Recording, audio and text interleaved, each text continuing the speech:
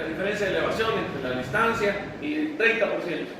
Sí, pero ¿qué significa ese 30% del techo? Significa que por cada metro en elevación sube 30 centímetros en planta.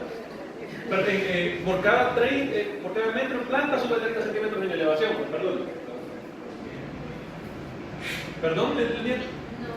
Es que nosotros hacemos diferente. Primero teníamos el porcentaje. Ajá, y después se le aplicaba, digamos que... Ajá, el dibujo, ¿no?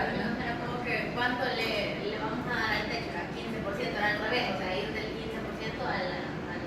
Exactamente lo mismo, exactamente lo mismo. Primero tenían este valor y de ahí llegan a esto. Ajá. Dicen, el cuarto tiene 4 metros de largo. Entonces pasan este 4 a multiplicar por el 15 y eso les da cuánto tienen que subir. ¿Sí o no? Ok. Ahora, este tipo de representación en términos porcentuales cambia un poco cuando nosotros estamos haciendo análisis de taludes. ¿Sí? En taludes, la representación es un poco diferente. En taludes, nosotros hacemos la representación del tipo 1.5 a 1 y así lo van a ver en los planos. 1.5 a 1 significa que por cada metro 50 en horizontal va a subir máximo 1 metro en elevación.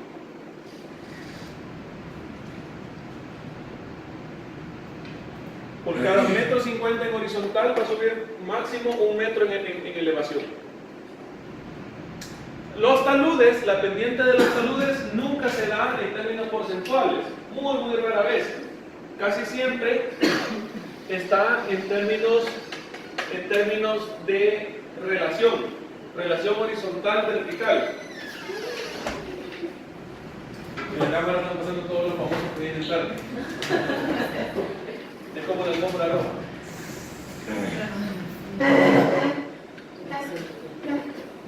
Ok. A ver, Carlos. Cada 1.50 de sube 1 metro. 1 metro en elevación. O sea, un talud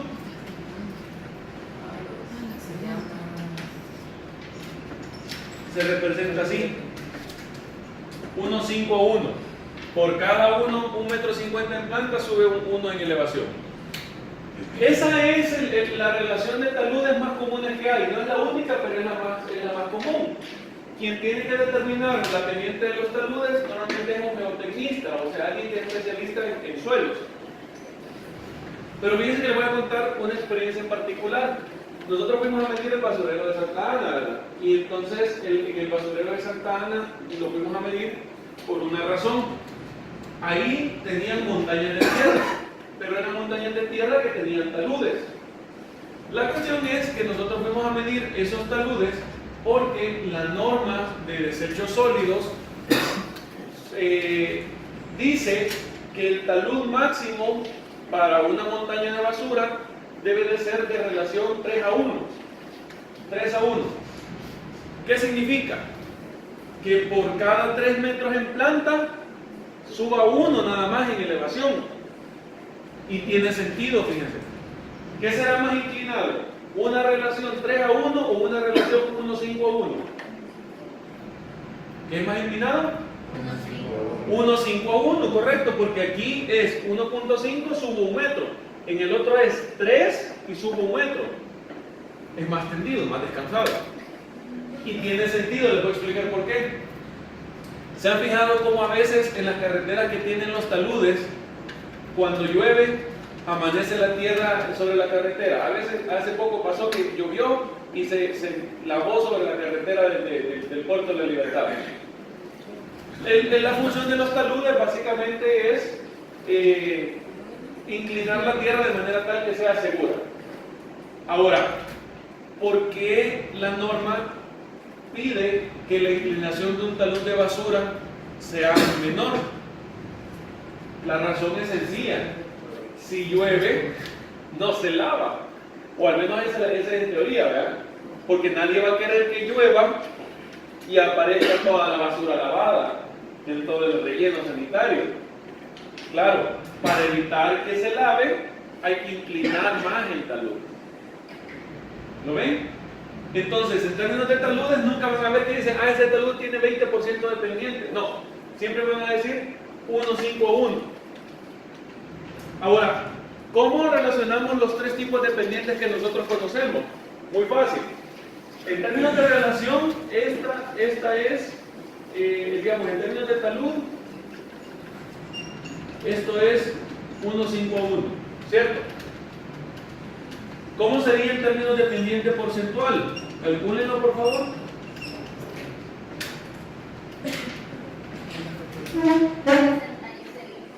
Correcto. Lo hizo en la mente. No, ya lo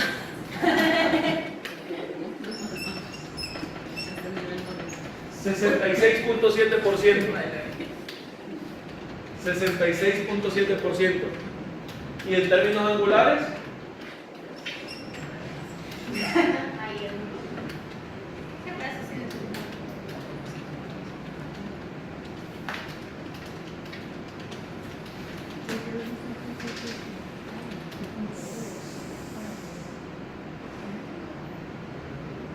¿Cuánto le quedan en términos angulares? Todos hacen lo que están copiando para no tocar la calculadora. ¿Cuánto le quedan en términos angulares? Es que no tenemos calculadora.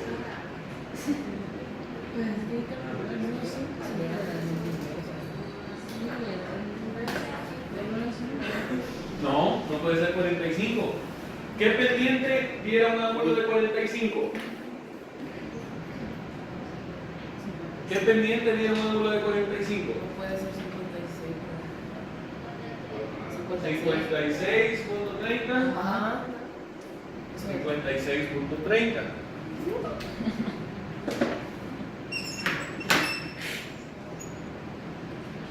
Pero pregunta, ¿qué ángulo, perdón, qué pendiente da un ángulo de 45?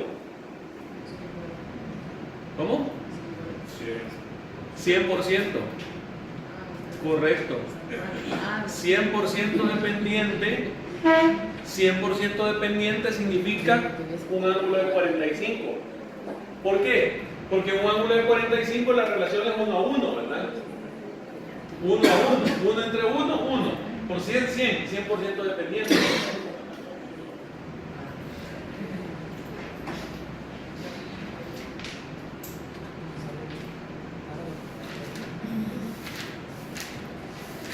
¿Entienden lo del cálculo de pendientes? ¿Sí? Ok, ¿puedo borrar?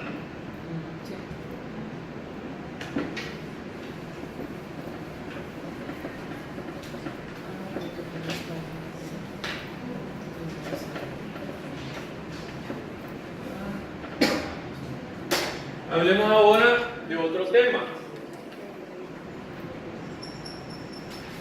Volúmenes de terracería.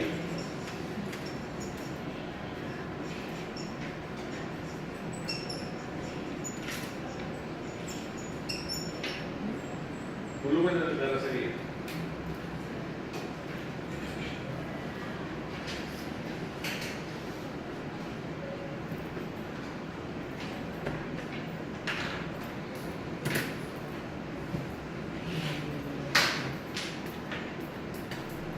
Miren, básicamente la terracería tiene por función modificar cómo es el terreno. Modificar cómo es el terreno. Ahora, un buen diseño de terracería para cualquier proyecto en general, decimos que busca que esté, que sea compensado. ¿Qué significa que sea compensado? Piensen, por ejemplo, en un terreno que tenga esta forma. Como el terreno del proyecto, por ejemplo, que tiene 40 metros de diferencia de elevación. Vienen ustedes y dicen, yo quizás en esta parte del terreno voy a poner un área, digamos un cuarto o lo que sea. Y para el otro cuarto voy a bajar un poco y lo voy a tirar por acá.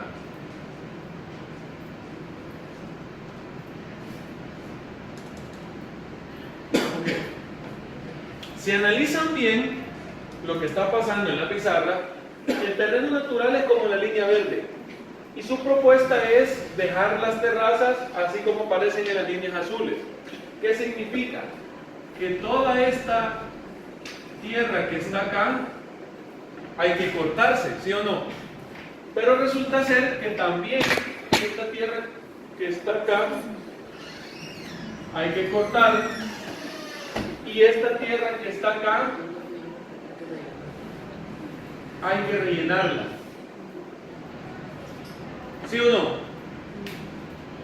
Para poder apoyar la planta en tierra, ¿no?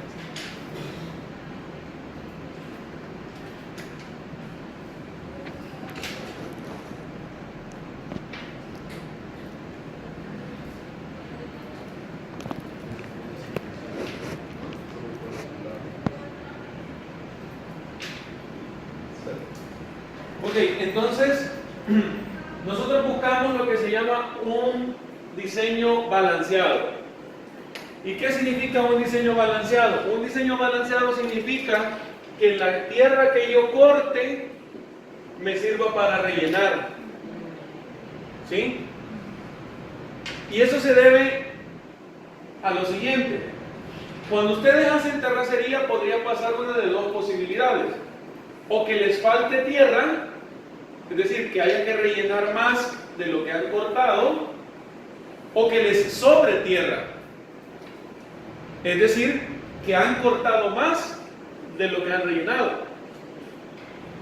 Cualquiera de las dos posibilidades que fuera involucra dinero. Si les hace falta tierra, es decir, hay que rellenar más de lo que han cortado, hay que mandarla a pedir, y esa es plata.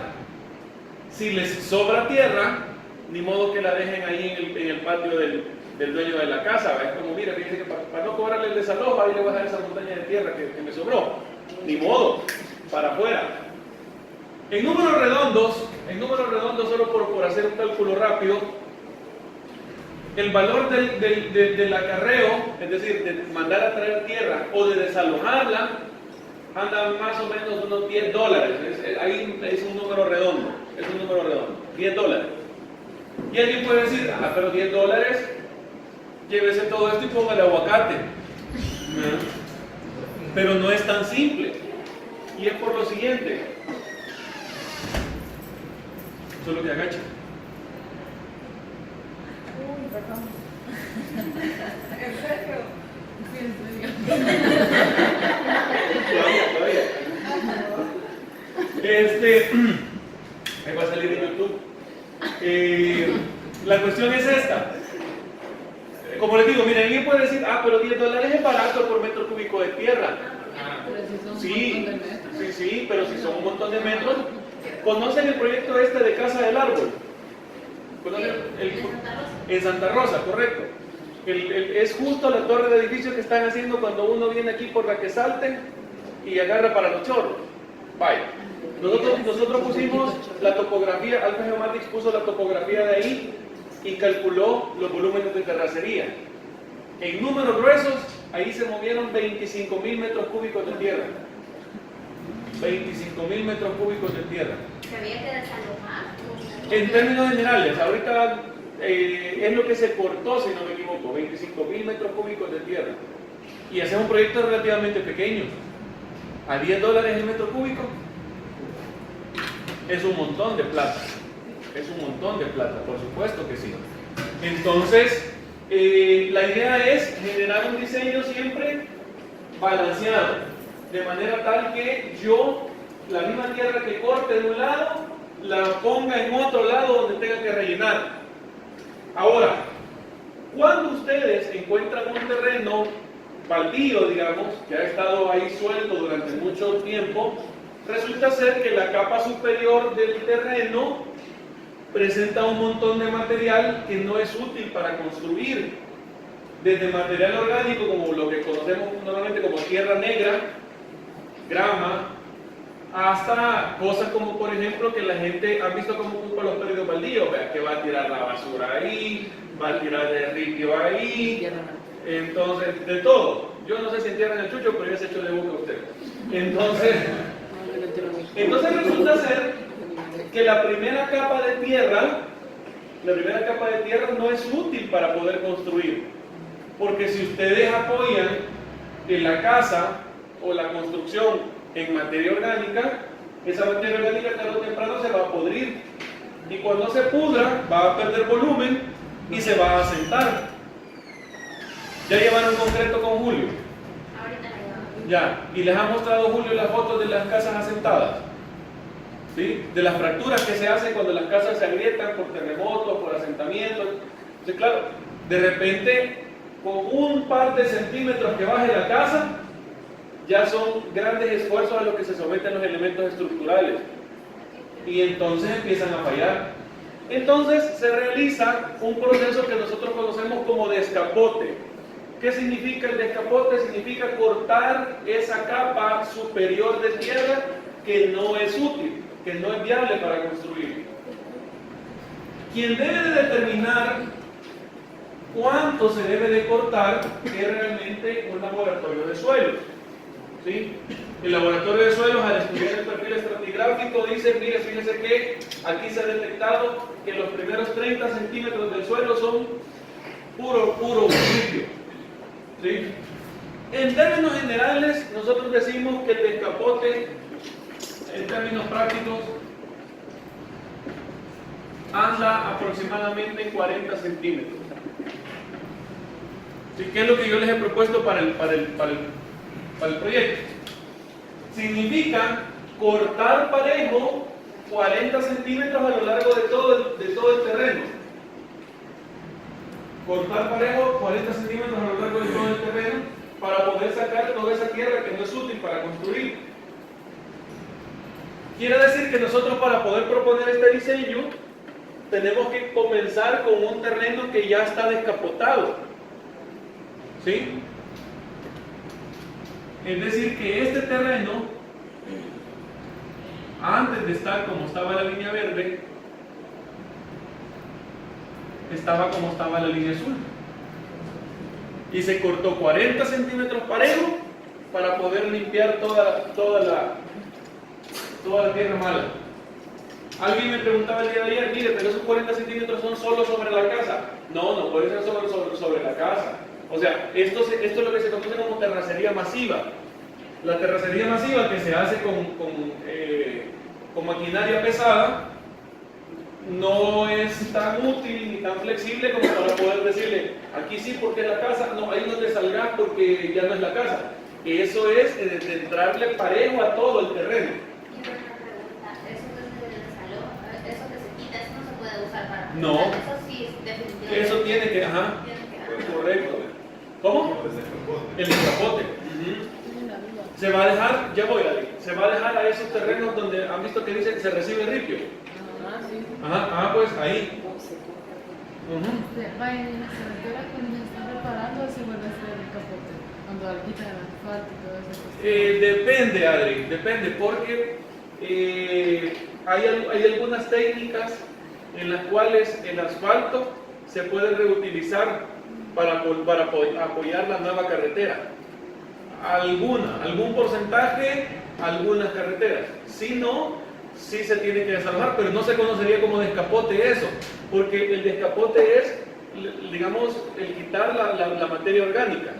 En cambio, cuando una calle se recarpetea, eso es ripio, no es descapote como tal. Se levanta la capa antigua de tierra, como la de carretera Sonsonate, por ejemplo. Ajá.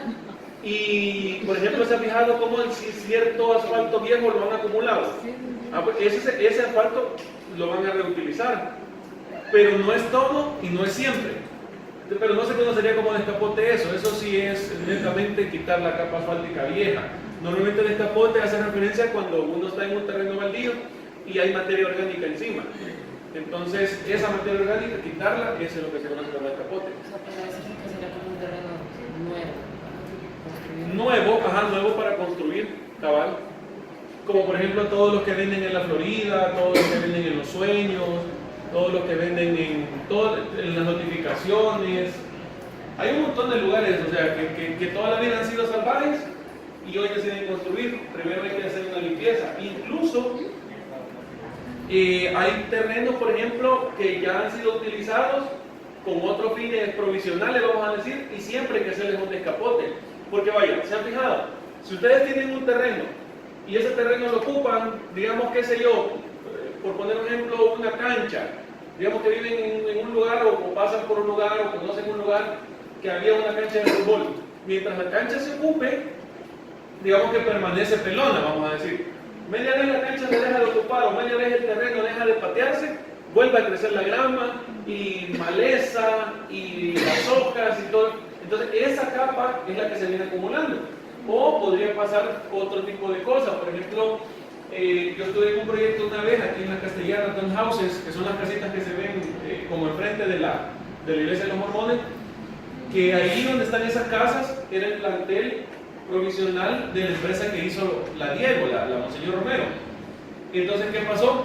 Ellos, para accesar el proyecto, bajaban de las casas que están en alto directamente al proyecto, tenían una rampa. Y cuando se fueron, rellenaron la rampa con puro ripio. Entonces, imagínense un acceso como el tamaño del salón, ¿verdad? Pero más largo, lleno de puro ripio. Entonces, ¿qué pasó? De repente, quizás el estudio de suelos no tocó ahí. Y cuando el constructor empezó a saltar, encontró puro ripio. Que tocó sacar todo ese volumen de tierra para poner tierra buena para construir. Todo eso es descapote, ¿verdad? Descapote, ripio, etc. Ok, miren, en términos generales, ahora ya nos vamos a meter a la parte digital, pero quiero que entiendan cómo es que funciona el cálculo de volúmenes en Civil 3D. En Civil 3D, para poder hacer el cálculo de volúmenes, nosotros necesitamos básicamente dos superficies, comparar dos superficies. Porque lo que hace Civil 3D es más o menos esto, miren. Supongan que este es el terreno natural. ¿Sí? Esto está en 3D. Y ustedes han diseñado una terraza. Es decir, que quede plano. Entonces lo que hace Civil 3D es calcular cuánto da la diferencia de elevación para cada punto donde se intersecta la terraza con la superficie de terreno natural, y esa diferencia de elevaciones por el área en valores muy pequeños, eso es lo que nos da el volumen de terracería. Entonces, si en algún momento dije que te amaba, hoy me arrepiento. No, si en algún momento yo le dije vamos a manejar más de una superficie, hoy es el día. Porque para calcular volumen de terracería vamos a tener que crear 2, 3 superficies y así poder compararlas. ¿No sé si tienen dudas hasta acá? ¿No? Bien, metámonos a la terracería entonces.